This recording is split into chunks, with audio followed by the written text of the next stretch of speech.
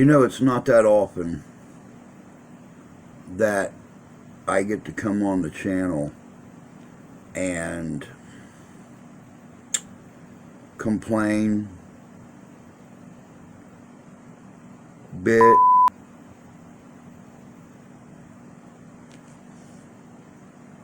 raise hell, whatever, whatever you want to call it. It seems here lately, I mean, those of you that have been with me for, you know, a year, 2 years, 3 years since I started, y'all know what happened to the old channel. Somebody got sand in there, but and they decided to turn in 3 fraudulent copyright claims against me on 125-year-old public photos of soiled doves. And of course, you know, with the platform being ran strictly by computer now, it's real easy to turn in a complaint. It is nowhere near as easy to dispute it. I tried, and it didn't work. I can, however, with a little effort, get the old channel back up again, and I am currently working on that. Of course, you know, those whiner babies that, or I should say that whiner baby, because all 3 complaints came from the same email address, but when you email it, it's a fraudulent, non-active email address.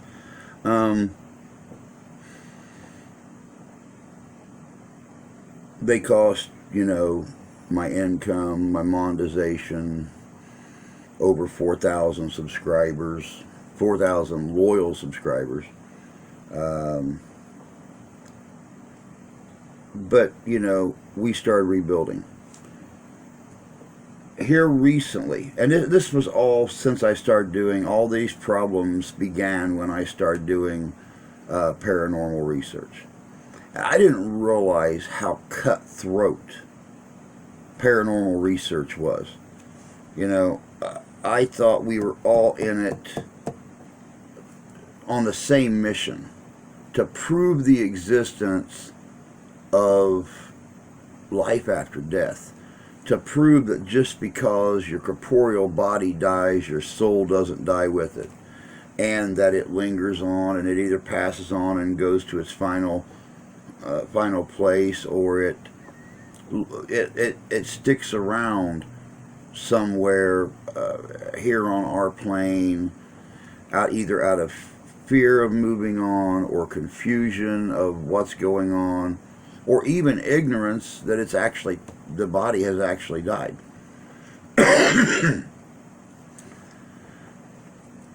Since starting the new channel,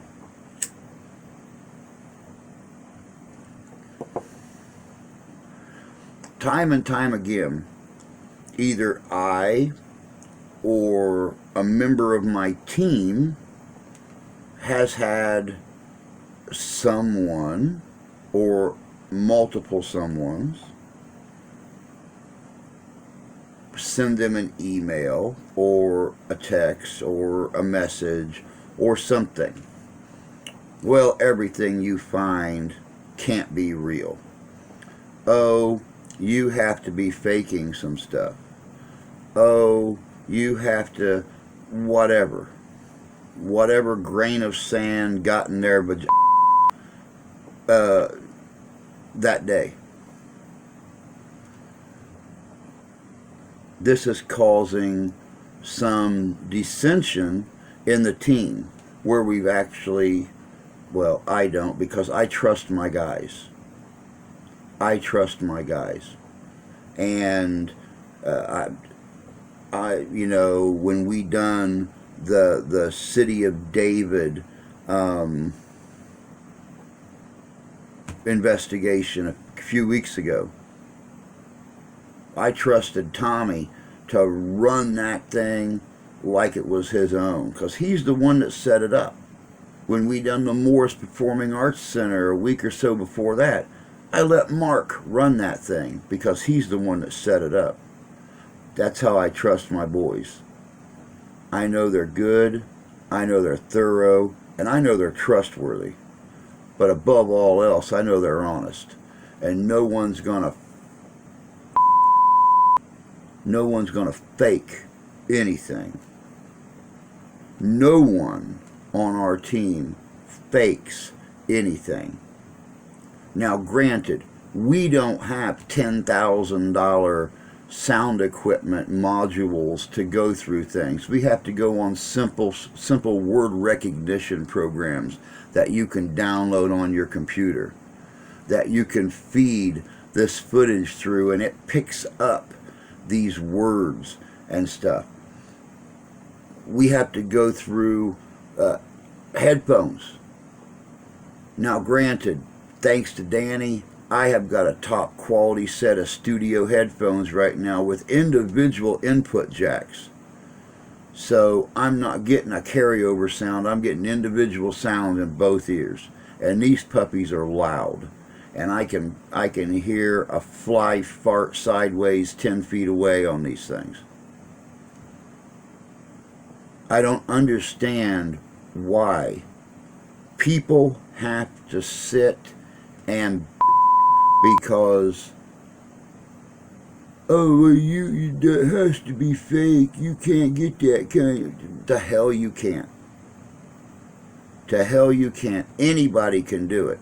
And frankly, if you think editing these videos is easy, go out and do an investigation and don't have somebody else, don't have your editing crew edit your videos. Do it yourself. Find out what kind of a challenge it is with all the background noise and birds chirping or crickets chirping or owls hooting or people talking in the background to pick up individual sounds, individual words, individual voices. I'm sick and tired of people contacting me and contacting the members of my crew, the crew that I put together, saying, oh, that has to be fake, that can't be real, that's this. I don't hear that. Listen closer. Listen closer. People have told me, well, don't edit your videos so fast. This is my only job, guys. This is it. I get up anywhere between 2 and 3 o'clock in the morning after an investigation and I start editing.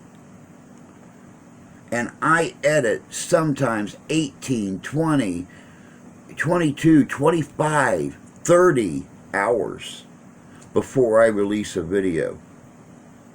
What a lot of people don't realize is that when we go out and do an investigation on a Saturday night, I get home at midnight, I lay down for 2 hours, I get up, and I edit from 2 o'clock in the morning all the way through Sunday till 11 or 12 o'clock Sunday night. Then I get back up at 2 o'clock on Monday morning, and I edit all through the day until I finally release it in the afternoon. A lot of these videos, I've got over 40 hours of editing for an hour-long video. That's how I get them out so fast. It's not because I rush through and I make mistakes. Granted, I probably do make mistakes. I probably do make mistakes. Everybody makes mistakes. You're human. It can't be helped. If you don't want to make a mistake, then go out and spend that $10,000, $15,000, $20,000 on the sound equipment, the sound boards that hook into your editing program, and they do it all themselves. Hire professional editing crews that have got master computers that'll do this stuff, not a home computer that a 15-year-old gamer built for you because it's got terabytes of this, that, and something else in it because he had the components laying around. I hate coming on here and having an attitude and getting bitchy. I hate it. I hate it. But I can only take so much. I can only take so much of people accusing me and my team of falsifying information. What you see on those videos is exactly what we see there. Nothing is added. Nothing is taken away. The only thing that's put in these videos are the words and phrases of what we're hearing on our equipment. That's it. No extra little images, no green screen work, no extra noises, none of that. And like I've said 100 times, anybody doubts us, get off your anchored ass and come on an investigation with us. And you'll find out what I'm saying is true. I invite anyone to come on to an investigation with us. When you go home, you won't be a doubter no more. That's all I got to say on this. I ain't giving up. You ain't scaring us away. Yada, yada, yada. Get the sand out of your and come out with us if you doubt us.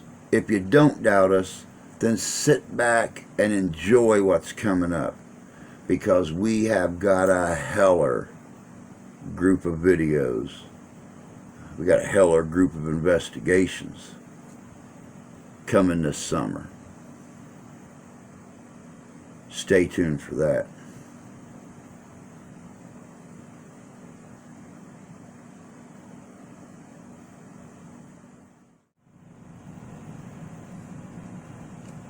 You know, I've talked to people, I've talked to psychics, I've talked to card readers, I've talked to witches.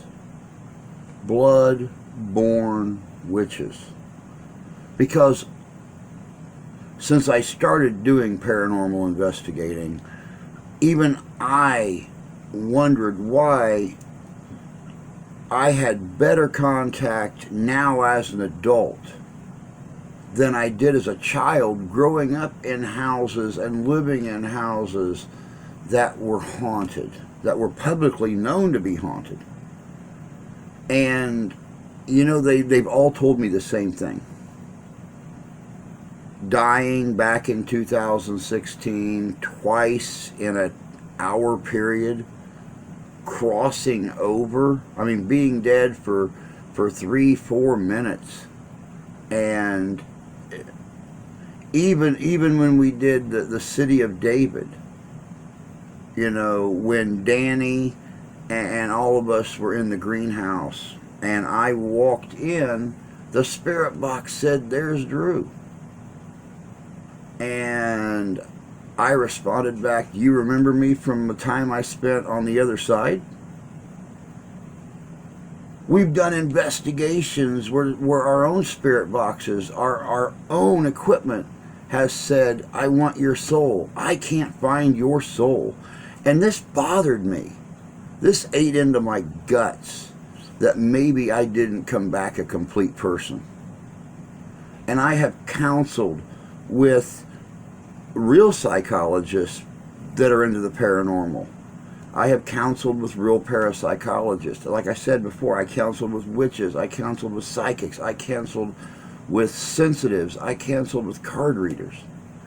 And they all pretty much agree that when you cross over, when your body dies, even if you are drugged back, even if modern science, modern medicine pulls you back, a piece of you stays behind, an imprint of you stays behind. And other spirits can feel it. Maybe that's why I'm so sensitive. Maybe that's why I get such good readings and good responses at investigations. But all of this nonsense of competing against each other has got to stop. I mean, come on, people. We are all out there to do the same thing. We are out there to prove the existence of life after death, to prove the existence of the supernatural and the paranormal. Instead of competing with each other and trying to get your name up in lights because you're the first one to discover it, why don't we work together? Why don't we share what we have found out? One group trying to prove the existence of the paranormal, the existence of life after death. If we work together instead of competing against each other, you might be amazed how fast we can provide that evidence, how fast science will look at the paranormal and say, huh, you know, they might just be onto something. Let's stop the fighting. Let's stop the accusations. Let's stop the bullshit.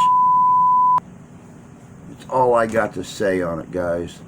Much love to you all. Much love to everyone who has stayed loyal to Living History's Mysteries and the Midwest Parahistoric Society.